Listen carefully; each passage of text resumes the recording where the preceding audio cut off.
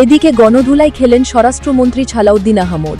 বাংলাদেশে খেলা ঘুরিয়ে দিল শুভেন্দু, আওয়ামী লীগের স্বপ্ন পূরণ। সরাসরি ভাষণ দিয়ে সুখবর দিলেন শেখ হাসিনা।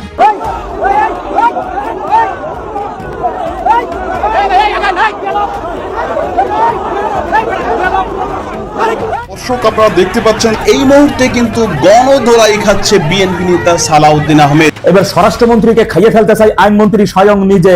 পাবলিক প্লেসে বের হয়েছিল আজকে স্বরাষ্ট্রমন্ত্রী, জনগণ খিচ্চা ধরছিল, সুযোগ পাইলে চাঁদে ফাড়াইয়া যেত। তৎক্ষণাৎ স্থান ত্যাগ করছে শিলং সালাউদ্দিন। এদের পরিণতি খুবই খারাপ হবে, বেশি দিন লাগবে না। আর এই কয়েকটা মাস সামনে গেলেই দেখবে মানুষ, সাধারণ মানুষ এদেরকে পিটারে ঝাড়ু দিয়ে মারবে। ওরা যেমন মব করে, ওই মবের হাতে ওরা যদি সাজা না পায় তাহলে কি বলছে, এখন তাদের পতনের সময়, এবং সেই পতন খুব দ্রুতই হবে। দুই প্রতিবেশীর মধ্যকার সম্পর্কে নতুন মেরুকরণ দেখা দেবে নাকি বাংলাদেশের রাজনীতিতে আওয়ামী লীগ ও শেখ হাসিনা ইস্যু এবং সংখ্যালঘু নির্যাতন নিয়ে নতুন করে জটিল হবে মোদি তারেক সম্পর্ক। বাণিজ্য সমস্যা থেকে শুরু করে পর্দার আড়ালের আওয়ামী লীগ কিংবা শেখ হাসিনা ইস্যু নিয়ে দিল্লি এখন ত্রিমুখী চাপ তৈরি করতে পারবে ঢাকার। সদ্য সমাপ্ত হওয়া ভারতের পশ্চিমবঙ্গের রাজ্যসভা নির্বাচনে আওয়ামী লীগের অনেক কিছু শিক্ষা অর্জন করার আছে বলে আমি মনে করছি, বিশেষ করে আত্মীয়দের বিষয়। টানা 15 বছর ক্ষমতায় থাকা তৃণমূলকে হারিয়ে বিজয়ী হয়েছে বিজেপি। বাংলাদেশে কি সংবিধান এক্সিস্ট করে নাকি করে না? বাংলাদেশে কি এখন কোনো সংবিধান আছে? কারণ যদি সংবিধান থাকে, প্রধানমন্ত্রী শেখ হাসিনা তিনি ছিলেন অতীতে, তিনি এখনো প্রধানমন্ত্রী কেন বলছেন? কারণ সংসদ তখন উত্তাল। স্পিকারের বারবার নিষেধ, এমনকি মাইক বন্ধ করে দেওয়ার পরেও থামানো যাচ্ছে না সেই পরিচিত প্রতিবাদী কণ্ঠস্বর। প্রিয় দর্শক, আরও একটি নতুন নিউজে আপনাদের সবাইকে স্বাগতম। দর্শক, অবশেষে তাহলে মমতার কপাল পোড়ার পর শেখ হাসিনার কপালটি অনেক বড় হয়ে গেল। শেখ হাসিনা খুব দ্রুতই বাংলাদেশে ফিরে আসবেন, সেটি জানালেন সুবীর নন্দী। দর্শক, আজকের নিউজটি অনেক গুরুত্বপূর্ণ, যার কিছুটা অংশবিশেষ আপনারা ইতিমধ্যেও দেখে ফেলছেন। তাহলে চলুন কথা না বাড়িয়ে আগে সম্পূর্ণ ভিডিওটি দেখে আসা যাক। তার আগে ছোট্ট একটি অনুরোধ, আপনি চ্যানেলটিতে নতুন হয়ে থাকলে অবশ্যই চ্যানেলটি সাবস্ক্রাইব করে আমাদের পাশে থাকার অনুরোধ রইল। ভিডিওটি ভালো লাগলে অবশ্যই আপনার বন্ধুদের মাঝে শেয়ার করতে ভুলবেন না। তাহলে চলুন ভিডিওটিতে একটা লাইক দিয়ে ধারাবাহিকভাবে সম্পূর্ণ আলোচনাটি দেখে আসা যাক। বাংলাদেশে কি সংবিধান এক্সিস্ট করে নাকি করে না? বাংলাদেশে কি এখন কোনো সংবিধান আছে? কারণ যদি সংবিধান থাকে, প্রধানমন্ত্রী শেখ হাসিনা তিনি ছিলেন অতীতে, তিনি এখনো প্রধানমন্ত্রী কেন বলছেন? কারণ সংসদ তখন উত্তাল। স্পিকারের বারবার নিষেধ, এমনকি মাইক বন্ধ করে দেওয়ার পরেও থামানো যাচ্ছে না সেই পরিচিত প্রতিবাদী কণ্ঠস্বর। দেশটা কারো বাপের না। 52% মানুষকে পেছনে ফেলে নতুন বাংলাদেশ রচনার কোনো চিন্তা যদি কেউ করে থাকে, সেটা কখনো সম্ভব না, কোনো দিন সম্ভব না। আওয়ামী লীগকে নিয়ে রুমিন ফারহানার একটি মাত্র বক্তব্যে সংসদে তৈরি হল নজিরবিহীন উত্তেজনা। কি এমন বলেছিলেন তিনি, যা শুনে রীতিমতো থমকে গিয়েছিল পুরো সংসদ? আজকের ভিডিওতে আমরা বিস্তারিত জানাবো। রুমিন ফারহানা, যিনি দীর্ঘদিন ধরে সংসদের ভেতরে জনগণের কণ্ঠস্বর হয়ে ঝড় তুলে আসছিলেন, কিন্তু এবারের প্রেক্ষাপট ছিল সম্পূর্ণ ভিন্ন। সরাসরি সংবিধান এবং আওয়ামী লীগের রাজনৈতিক অবস্থান নিয়ে প্রশ্ন তুলে তিনি সবাইকে হতবাক করে দেন। তিনি বলেন, মাননীয় স্পিকার, আমি জানতে চাই বাংলাদেশে কি এখনো আগের সংবিধান বিদ্যমান আছে? কারণ যদি সেই সংবিধান এখনো থেকে থাকে, তবে শেখ হাসিনা এখনো বাংলাদেশের বৈধ প্রধানমন্ত্রী। যে দল 52% মানুষের সমর্থন পায়, সেই আওয়ামী লীগকে এই সংসদে নিষিদ্ধ করা হয়েছে। যদি সংবিধান অক্ষুণ্ণ থাকে, তবে মনে রাখবেন সামনের দিনগুলোতে আপনাদের জন্য ভয়াবহ কিছু অপেক্ষা করছে। 52% মানুষকে বাদ দিয়ে নতুন বাংলাদেশ গড়ার স্বপ্ন কোনোদিনও সম্ভব নয়, কোনোদিনও না। 52% মানুষকে পেছনে ফেলে নতুন বাংলাদেশ রচনার কোনো চিন্তা যদি কেউ করে থাকে। এই বক্তব্য দেওয়ার পরপরই সংসদে চরম উত্তেজনা ছড়িয়ে পড়ে। সরকারি ও বিরোধী পক্ষের বাদানুবাদে চারপাশ উত্তপ্ত হয়ে ওঠে।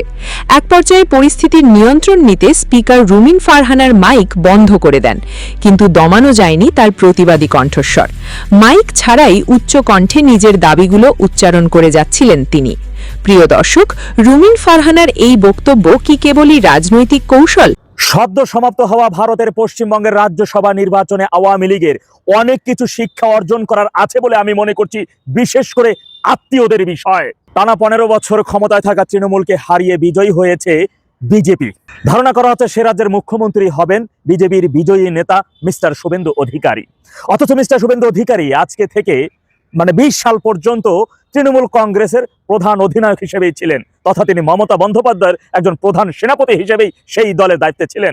মমতা বন্দ্যোপাধ্যায় যখন তার ভাতিজা অভিষেককে দলের মধ্যে নিয়ে আসলেন, এরপর থেকেই দলের একটি ভাঙন সৃষ্টি হয়। অভিষেকে যখন দলে তার পিসির প্রভাব খাটিয়ে দলের মধ্যে গুরুত্বপূর্ণ জায়গায় যখন তার প্রভাব বিস্তার শুরু করলেন, একে একে শুভেন্দু অধিকারী সহ অনেক সিনিয়র নেতারা তখন কংগ্রেস ছেড়ে বিজেপিতে যোগদান করেন। তবে বাংলাদেশে দীর্ঘ 15 বছর 7 মাস ক্ষমতা থাকা আওয়ামী লীগের মধ্যে বঙ্গবন্ধুর আত্মীয়তার দোহাই দিয়ে অনেকে নেতারাই হয়ে উঠেছিলেন সকল ক্ষমতার ঊর্ধ্বে, অর্থাৎ নিজেকে অনেক উচ্চ পর্যায়ে তারা নিয়ে গেছিলেন তাদের আচার আচরণ কথা এবং ছোট পর্যায়ে বা তৃণমূল পর্যায়ে নেতাদের বা জুনিয়র পর্যায়ে নেতাদের সাথে তাদের আচার আচরণ বিহাব এমন একটা পর্যায়ে গিয়েছিল যখন দল ছেড়ে নেতাকর্মীরা কোণঠাসায় পড়ে গিয়েছিল। দলের মধ্যে সুযোগ সন্ধানীরা এসে স্থান করে নেয়, ত্যাগীরা ধীরে ধীরে দল থেকে ছিটকে পড়ে যেতে বাধ্য হয় বা অভিমানে দল থেকে দূরে থাকতে তারা বাধ্য হয়েছিল। আমি বিশ্বাস করি আওয়ামী লীগ সভানেত্রী জননেত্রী শেখ হাসিনা ক্ষমতায় থাকা আওয়ামী লীগের যে সকল আত্মীয়রা সকল ক্ষমতার ঊর্ধ্বে চলে গেছিল, তাদের এই বিষয়ে যদি একটি হার্ডভাবে কোনো একটি ব্যবস্থার কথা আগামীতে নিবেন বলেও জানান, এমনটা জানার পরে তৃণমূলের মধ্যে আরো অধিকতর শক্তি সঞ্চারিত হবে। তারা উন্মুখ হয়ে যাবে দলের জন্য, সংগঠনের জন্য কিভাবে সংগঠনকে সামনে এগিয়ে নেওয়া যায়।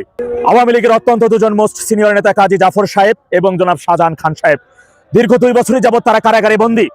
অথচ আওয়ামী লীগ যখন ক্ষমতায় ছিল আমরা দেখেছি সেই এলাকায় নিক্সন চৌধুরী নামক একজন নেতা, তিনি কিভাবে এই 2 সিনিয়র নেতাকে সব রকমের সকাল সন্ধ্যা তাদের এমন ভাবে অপমান অপদস্থ তাদের করতেন, কখনো তাদের তেলাপোকা পাখি অমুক একজন নেতা নিজেকে তিনি 18 সালে আওয়ামী লীগের নৌকা প্রার্থীকে পরাজিত করে তিনি স্বতন্ত্র থেকে অর্থাৎ নৌকা প্রতীক চাওয়ার পরে যখন পায় না তখন বিদ্রোহী থেকে নৌকা নিয়ে তিনি সেখানে এমপি নির্বাচিত হয়েছিলেন, কিন্তু তার বিরুদ্ধে কিন্তু দল কোনো ব্যবস্থা নেয় নাই তৎকালীন সময়। তিনি সব সময় আওয়ামী লীগের অনেক বড় নেতা বা আওয়ামী লীগের জন্য তার অবদান কি এই বিষয়ে তিনি ইতিহাস থেকে কোনো কিছু বলতে না পারলেও তার আত্মীয়তা রয়েছে বঙ্গবন্ধুর সাথে, তার আত্মীয়তা রয়েছে শেখ পরিবারের সাথে, এটি তিনি খুব বড় ফলাও ভাবে বলে থাকেন। শুধু তাই না, তিনি মাঠে থাকা যুবলীগের সক্রিয় অনেক নেতাকর্মীদেরকে পিটিয়েছিলেন। পরবর্তী সময় দেখলাম সেই যুবলীগের নেতাকে নিরহ নেতাদেরকে পিটানোর পুরস্কার স্বরূপ তাকে যুবলীগের প্রেসিডিয়াম সদস্য বানানো হয়েছে।